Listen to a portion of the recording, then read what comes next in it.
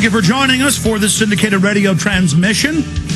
We also simulcast the radio show live in living color with the TV show, with the document cam, and a lot more here at prisonplanet.tv. You can link through at Infowars.com or prisonplanet.com. I'm going to go back to your calls here in just a moment. I did want to go to the Washington Post. This was from Friday, August 21st. Ridge, fellow cabinet members pushed terror alerts. Former Homeland Security Secretary Tom Ridge says pressure from fellow cabinet members to raise the nation's terror alert level just before the 2004 presidential election helped convince him it was time to quit working for President George W. Bush. In a new book, Ridge says that despite the urgings of former Defense Secretary Donald H. Rumsfeld and then Attorney General John Ashcroft, he objected to raising the security level, according to publicity released for the book's publisher. And see, that's a spin. Why did the owner of the World Trade Center or the leaseholder, Larry Silverstein, go on PBS right after 9/11 and say that they had controlled demolition to Building 7? Because he knew that police and firemen were speaking out about it. And see, now when it comes out, he's just like, well, I told you we blew it up. Why do you think Ari Fleischer in 2003 and 2004 both was in the AP saying, oh, yeah, we issue these all the time for political purposes or whenever there's a scandal? He did that so he wouldn't be criminally charged down the road. That's why these guys just come out like it's no big deal. Like, yeah, I beat my wife. What's the big deal? Or, you know, it's hiding it in plain view. And that's why Ashcroft's coming out now saying, oh, I didn't like issuing fake terror alerts, and I didn't like the warrantless wiretapping that's illegal on the American people. And then as soon as they pass a congressional law making it retroactively legal, now he comes out and says he loves it. These guys know they committed all these crimes. Had nothing to do with keeping you safe. Homeland Security in 2008 issued the DHS report we broke in 2009. It wasn't Barack Obama saying gun owners and veterans are the #1 terror threat. Oh, he likes it. He reissued it. No, this is unified. These political parties have the same agenda, just different ways of packaging what they're doing. They're nothing but corporate frontmen for this offshore corporate banking takeover. Look, I told you 5 years ago we had guests on, we had reporters about Blackwater running hit teams all over the world. Israel bragged in Haaretz and Jerusalem Post they had hit teams in the U.S. killing U.S. citizens. It wasn't like I was breaking some big news. Now it's in AP, it's in Reuters. Unwritten CIA death contract awarded to Blackwater.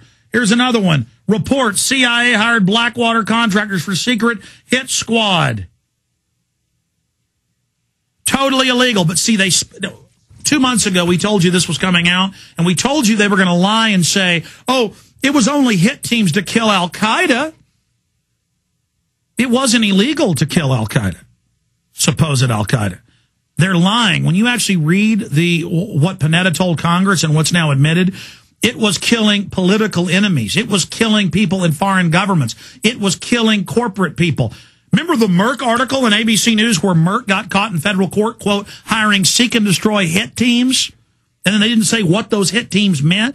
And Merck said, oh, we mean just figuratively send hit teams to your house. Folks, every major Fortune 100 has private hit teams, okay? This is how the world works now. Why don't they kill me? Because they don't want to highlight everything I'm saying. Because we lay it all out. We know exactly how their program works.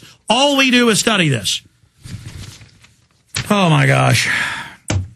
And if you think of any of this has stopped under Obama, you've got another thing coming, okay? Wake up. We have corruption running rampant. Homeland Security and Northcom is built for you. It's built for landowners and property owners and gun owners and middle class. The big, rich offshore banks are going to sick the poor, starving underclass on you and take everything you've got. That's their playbook. You understand how this works? I hope you do. Let's go ahead and talk to Mike in Illinois. Mike, you're on the air. Yeah, the question I'd like to know through YouTube to find out with my fellow countrymen is whether the genetically modified organisms that they're giving us, whether it's the what's gonna break the camel's back? Is it the high fructose corn syrup? That is, by the way, in 90% of everything I see in the stores. It causes male rats never to develop their testicles fully. What is it going to be, America? Is it going to be the flu prepared for the fall? And then they're going to have people begging for the cancer viruses, you know, once they release the flu. And I now have the video. I now have the video of during Senate hearings on geoengineering, terraforming the planet. I'm not kidding. We have the video. Ecoscience author John P. Holdren before Senator Jay Rockefeller, and Jay Rockefeller is actually worshiping him, saying, you walk on water, you are the greatest scientist, oh, we love you. And you know why? The Rockefellers, and we question Jay Rockefeller, he's in the upcoming film. We put cameras on him, We Are Change did. He actually worships him because it is Holdren's plan that has been fully adopted as world government policy. And that is to sterilize you through the food and water. And you better believe it. When you tell people it makes the rats not basically have testicles, it shrivels them down to nothing. When you tell them that 50+% of corn syrup products have high levels of mercury for no reason, it's not even in the manufacturing, it's being added. When you tell people that, they better listen to you because what you told them is a fact. In fact, put it on screen about the fructose corn syrup. Go ahead. And let me finish. The fluoride in the water, okay? Here I'm start over. I interrupted. You start over. Wait. Start over. Start over. Okay. Well, basically, you know about you just mentioned the modified organisms, the fructose, the corn syrup that has the mercury and causes the rats not to develop the testicles. Terrible things.